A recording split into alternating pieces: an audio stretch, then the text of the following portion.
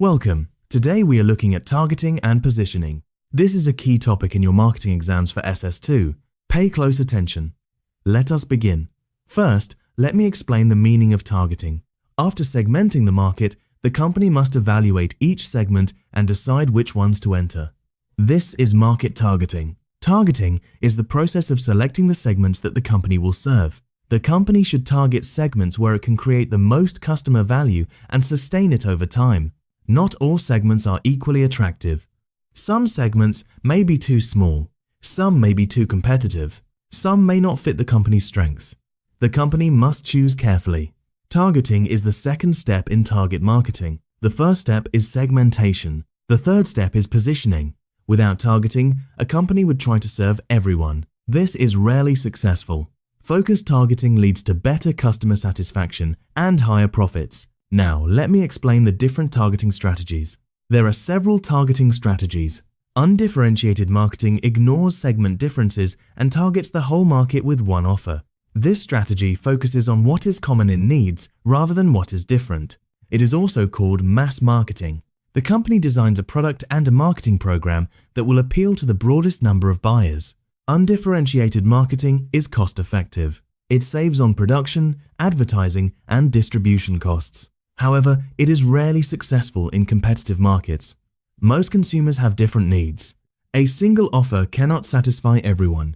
Differentiated marketing targets several segments and designs separate offers for each. For example, a car company may offer economy, mid-range, and luxury models. Differentiated marketing creates more sales than undifferentiated marketing, but it also increases costs. The company must produce different products. It must run different advertising campaigns. It must use different distribution channels. Concentrated marketing targets a small share of the market. Instead of going for a small share of a large market, the company goes for a large share of a small market. This strategy is especially attractive for companies with limited resources. Concentrated marketing allows the company to know the target segment very well. It can build a strong reputation. It can become a specialist. However, concentrated marketing is risky. If the target segment declines, the company's sales will decline. Also, larger competitors may enter the segment. Micro-marketing tailors products and programs to the needs of specific individuals or local customer groups. Local marketing tailors brands to local needs. For example, a restaurant chain may offer different menu items in different cities. Individual marketing tailors products to individual customers. This is also called one-to-one marketing or mass customization. With the internet, individual marketing is becoming more common. Companies like Amazon recommend products based on past purchases. Now let me explain the factors that influence targeting strategy. The choice of targeting strategy depends on several factors. The first factor is company resources. If the company has limited resources, concentrated marketing may be best.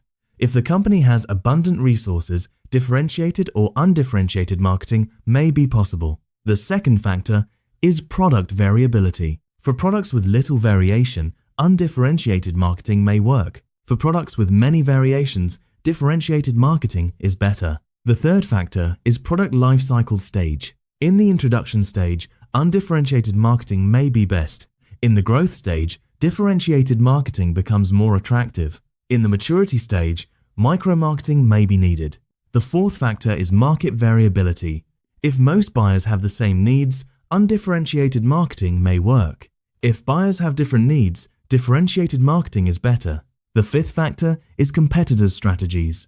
If competitors use differentiated marketing, undifferentiated marketing may be suicidal. If competitors use undifferentiated marketing, a company can gain an advantage by using differentiated marketing. Now let me explain the meaning of positioning. After choosing which segments to target, the company must decide what position to occupy in those segments' minds.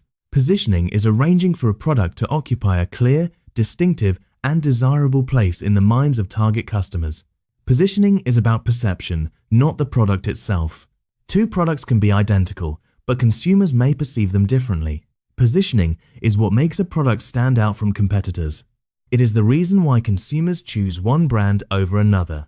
Effective positioning answers the question, why should I buy your product instead of the competitors? The answer must be clear, compelling, and credible. Now let me explain the steps in positioning. Positioning involves several steps. Step 1 is identifying possible competitive advantages. A competitive advantage is an advantage over competitors gained by offering greater customer value.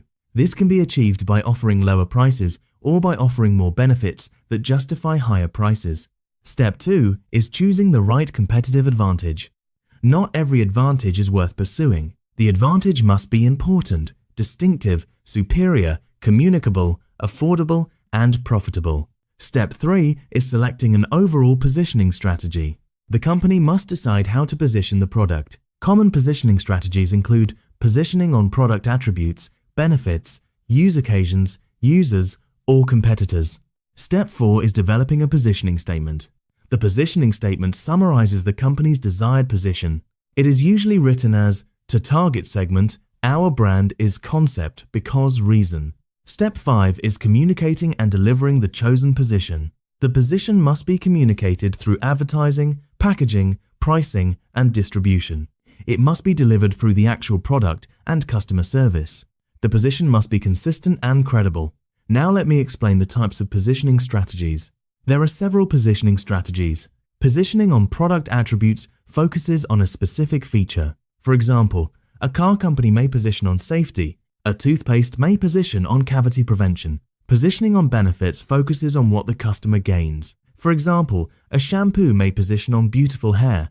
A bank may position on peace of mind. Positioning on use occasions focuses on when the product is used. For example, a drink may be positioned as a breakfast beverage. A hotel may be positioned as a romantic getaway. Positioning on users focuses on who uses the product. For example, a brand may be positioned for athletes. Another brand may be positioned for busy mothers. Positioning on competitors compares the product to competitors. For example, a brand may claim to be cheaper than the market leader. Another brand may claim to be better in some way. Positioning by product category positions the product as the leader in a category. For example, a brand may claim to be the #1 selling product. Now, let me explain the importance of positioning. Positioning is important for several reasons. First, it differentiates the product from competitors. In a crowded market, differentiation is essential. Without differentiation, products become commodities. Consumers choose based on price alone. Second, it creates a unique identity. A strong position gives the product a personality. Consumers can relate to it. Third, it guides marketing decisions. The position determines the product features, price, distribution, and promotion. Fourth, it builds brand loyalty. When consumers accept a position, they become loyal. They will not easily switch to competitors. Fifth, it increases profitability. A well-positioned product can command a premium price. It does not have to compete on price. Sixth, it reduces the impact of competitors. A strong position is difficult to copy. Competitors may not be able to attack it successfully. Now let me explain the common positioning errors. Marketers must avoid several positioning errors. The first error is underpositioning. Underpositioning occurs when customers have no clear image of the brand. The brand is lost in the crowd. Consumers do not know what makes it special. The second error is overpositioning. Overpositioning occurs when the brand image is too narrow. Customers may think the brand is only for a small group. They may exclude themselves. The third error is confused positioning. Confused positioning occurs when customers have a mixed image of the brand. The brand claims too many benefits. Customers cannot sort them out. The fourth error is doubtful positioning. Doubtful positioning occurs when the claims are not believed. Customers may think the product cannot deliver what is promised. They may have had a bad experience. The company must correct these errors through repositioning. Repositioning changes the brand's position in customers' minds. It is difficult and expensive, but sometimes it is necessary. A common exam question asks you to define targeting and explain the targeting strategies. Here is a sample answer. Targeting is the process of selecting which market segments to serve. The targeting strategies are undifferentiated marketing, differentiated marketing, concentrated marketing, and micro-marketing. Undifferentiated marketing targets the whole market with one offer. Differentiated marketing targets several segments with separate offers. Concentrated marketing targets a small share of the market. Micro-marketing tailors products to specific individuals or local groups. Each strategy has advantages and disadvantages. The choice depends on company resources, product variability, product life cycle, market variability, and competitors' strategies. Another exam question asks you to define positioning and explain the steps in positioning. Here is your answer. Positioning is arranging for a product to occupy a clear, distinctive, and desirable place in the minds of target customers. The steps are identifying possible competitive advantages, choosing the right competitive advantage, selecting an overall positioning strategy, developing a positioning statement, and communicating and delivering the chosen position. Competitive advantages must be important, distinctive, superior, communicable, affordable, and profitable. The positioning statement summarizes the desired position. The position must be consistent across all marketing activities. Another exam question asks you to explain the types of positioning strategies. Here is your answer. Positioning strategies include positioning on product attributes, benefits, use occasions, users, competitors, and product category. Attribute positioning focuses on a specific feature. Benefit positioning focuses on what the customer gains. Use occasion positioning focuses on when the product is used. User positioning focuses on who uses the product. Competitor positioning compares the product to competitors. Category positioning positions the product as the leader in a category. Each strategy has its own advantages. The choice depends on the product and the target market. Let me give you a quick summary. Targeting selects which market segments to serve. Strategies include undifferentiated, differentiated, concentrated, and micro-marketing. Positioning creates a clear, distinctive place in customers' minds. Steps include identifying competitive advantages, choosing the right advantage, selecting a strategy, developing a positioning statement, and communicating the position. Positioning errors include underpositioning, overpositioning, confused positioning, and doubtful positioning. Targeting and positioning are essential for marketing success. Keep reviewing, keep practicing. See you in the next topic.